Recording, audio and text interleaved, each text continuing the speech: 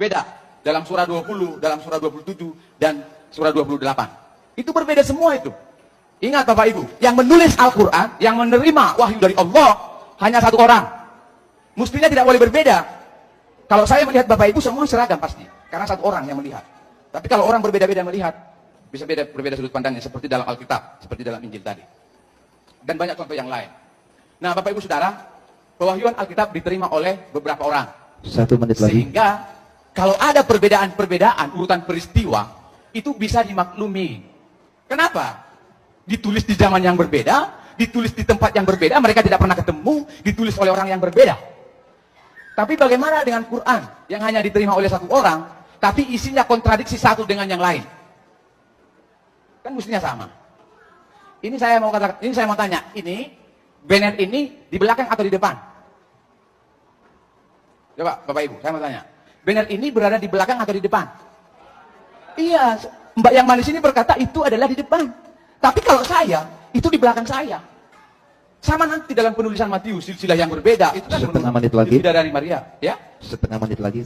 Oke. Tapi kalau Al-Quran yang ditulis oleh satu orang, kan mestinya nggak bisa berbeda. Kalau saya ini di belakang saya, ya di belakang saya. Nggak bisa ini saya katakan di depan saya. Lalu coba kita jujur kepada saudara. Kalau tadi, oh ini belum sesi ini ya, tanya jawab ya. Jadi saya presentasikan saja. Saya belum kasih materi masalah sumber Al-Quran. Karena ada dalam Al-Quran yang berkata bahwa sumber penulisan Al-Quran itu dari dongeng-dongeng dahulu kala. Saya ada ayatnya, nanti saya tunjukkan. Bagaimana itu? Nah, jadi kalau kita berbicara masalah Alkitab, memang kita perlu kritik teks yang tidak bisa satu hari kita bicarakan. Saya mau menantang Pak Menahem Ali, bagaimana kalau kita buat atur waktu, satu hari kita membahas varian-varian teks Al-Quran dan Alkitab. Karena Pak Menahem Ali sudah belajar kritik teks dan itu tidak mudah. Silahkan buktikan, satu-satunya kitab di muka bumi yang mudah diakses, mudah dibaca oleh siapapun, gampang untuk diakses sampai sekarang, cuma Al-Quran. Dan tidak berubah saat dia diturunkan. Anda boleh cari kitab sebelumnya. Tadi saya sebutkan misalnya Injil, Taurat, Zabur dan sebagainya, temukan kalau ada sesuai dengan versi aslinya. Ya. Oh, ditemukan misalnya, apakah bisa diajarkan dengan bacaan yang sama sesuai dengan aslinya di semua tempat? Kalau bukan firman Allah, nggak mungkin bisa begini. Jadi Allah pun dari nama saja sudah memperkenalkan ini bukan karya manusia. Karya manusia, walaupun hebat, bagus, sekali dua kali baca, Anda bosan. Bosan Anda.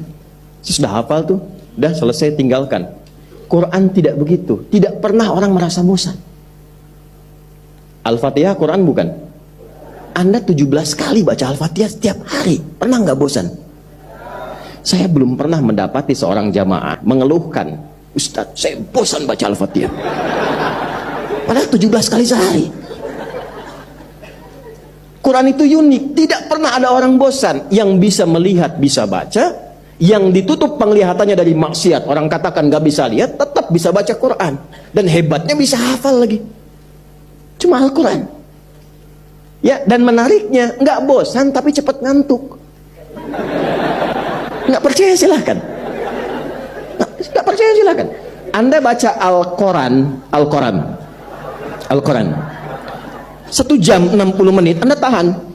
Baca lagi ya? Tapi baca Al-Quran 6 menit tuh. Alif lam sampai lam masih sadar. Mim. Mulai. Kenapa? Karena ini mukjizat, ini ibadah, setan pun tidak ingin menghindar darinya, jadi objek untuk godaan. Kalau yang lain nggak digoda, biarin aja. Yang ini beda, ngantuk, tiup dikit, kurang. Nah, kenapa ini menjadi penting? Karena di dalamnya itu ada solusi hidup kita. Yang kalau benar ini kita dapati, lurus hidup kita. Tenang, senang, nyaman, sukses. Dan untuk membuktikan itu, Allah turunkannya itu bukan di tempat yang maju. Anda tahu Taurat turun di mana? Ya, di Bukit Sinai kan, di Tur Sinai itu. Tapi kan keadaannya sudah maju. Ya, kehidupan zaman itu kan rajanya Fir'aun, maju kan? Nabi Isa di Romawi sudah maju. Di era Nabi Muhammad SAW ada Romawi, ada Persia, tapi Qurannya nggak turun di situ. Turunnya di lembah tandus yang kriminalitasnya tinggi, orang-orangnya hampir pada umumnya nggak kenal kebaikan. Jadi semua jenis keburukan hatam semua. Betul, semua jenis keburukan hatam. Turunnya di situ. Disebut dengan jahiliyah. Tiba-tiba diturunkan Al-Quran, berubah. Ini menjadi khairu ummah. Khairu ummah. Yang rakus jadi dermawan, yang keras jadi lembut, yang tadinya lemah jadi kuat. Maaf, yang fakir jadi kebangetan kayanya. Bukan kaya lagi, kebangetan kayanya. Tinggi. Yang tadinya biasa jadi pintar, yang pintarnya itu jenius. Ya, Ibnu Abbas radhiyallahu taala anhu itu belajar bahasa asing cuma 3 hari, Pak. Setelah hafal Quran. Cepat sekali, akselerasinya cepat sekali. Ini dahsyat ini.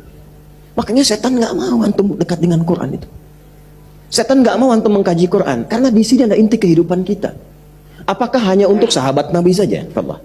Coba silahkan cek, kan maju kan dibawa ke Yathrib. Yathrib itu kan maaf, tempat tertinggal, ekonomi tertinggal, kriminalitas tinggi, konflik sosial 600 tahun nggak selesai antara Aus dan Khazraj. Allah cuma turunkan Quran, berubah jadi Al-Madinah Al-Munawwarah. Kotanya maju, ekonominya stabil, ada piagam bersama, disepakati dan dibawa kemanapun, hebat.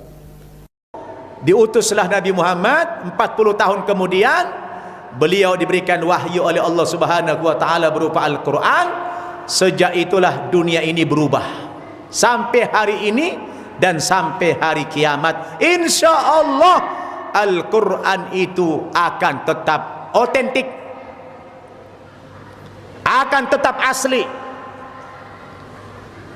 Kenapa zaman dulu Alkitab, Taurat, Zabur, Injil bisa dirubah oleh kaumnya?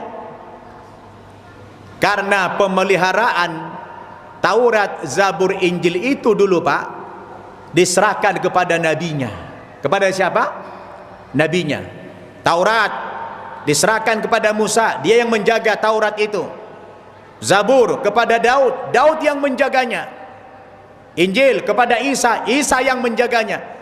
Ketika nabi-nabi ini sudah wafat, sudah tidak ada lagi di dunia ini, pemeliharaan kitab suci ini berpindah tangan kepada umatnya. Nah, oleh umatnya kitab suci ini diotak-atik, dirubah-rubah. Yuharrifunal kalimah min ba'di mawadi, kata Allah dalam Quran. Mereka rubah-rubah isi kitab suci itu sehingga mereka menyimpang dari kebenaran. Maka ketika Al-Quran datang, Pak, turun, diserahkan kepada Nabi kita Muhammad sallallahu alaihi wasallam, pemeliharaan Al-Quran itu tidak lagi diserahkan kepada nabinya. Karena berangkat dari pengalaman sebelumnya kitab suci dirubah-rubah, maka ketika Al-Quran turun, pemeliharaannya tidak diserahkan kepada Nabi Muhammad dan tidak pula kepada umatnya. Nanti dirusak lagi, langsung di take over, diambil alih oleh Allah pemeliharaan Al-Quran itu. Allah katakan dalam surat Al-Hijr ayat 9, inna nahnu nazzalna dzikra wa inna lahu lahafidun. Sesungguhnya kamilah yang menurunkan Al-Quran dan kami pula yang memelihara keotentikan, keaslian, kemurnian daripada Al-Quran, dijamin oleh Allah Subhanahu wa taala sampai hari kiamat. Maka Al-Quran yang ada sekarang, Pak Bu, sama persis dengan Al-Quran yang diterima Nabi 15 abad yang lalu. Sama persis, bahkan sampai hari kiamat Al-Qurannya sama. Kenapa? Karena dijaga oleh Allah Subhanahu wa ta'ala.